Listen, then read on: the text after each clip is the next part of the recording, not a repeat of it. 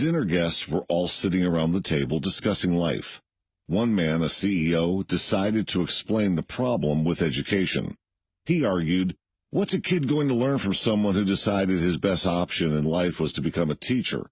To stress his point, he asked to another guest, "You're a teacher, Bonnie. Be honest, what do you make?" Teacher Bonnie, who had a reputation for honesty and frankness, replied, "You want to know what I make?" She paused for a second, then began. "Well, I make kids work harder than they ever thought they could. I make a C+ feel like the Congressional Medal of Honor winner. I make kids sit through 40 minutes of class time, when their parents can't make them sit for 5 minutes without an iPod, GameCube, or movie rental. Do you really want to know what I make?" She paused again and looked at each and every person sitting at the table. "I make kids wonder. I make them question. I make them apologize and mean it.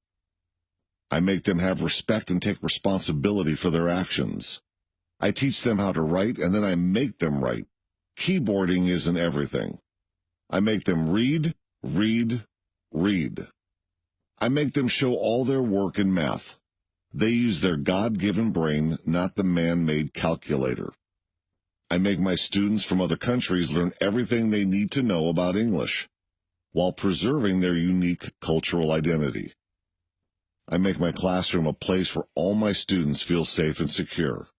Finally, I make them understand that if they use the gifts they were given, work hard, and follow their hearts, they can succeed in life." Bonnie paused one last time and then continued.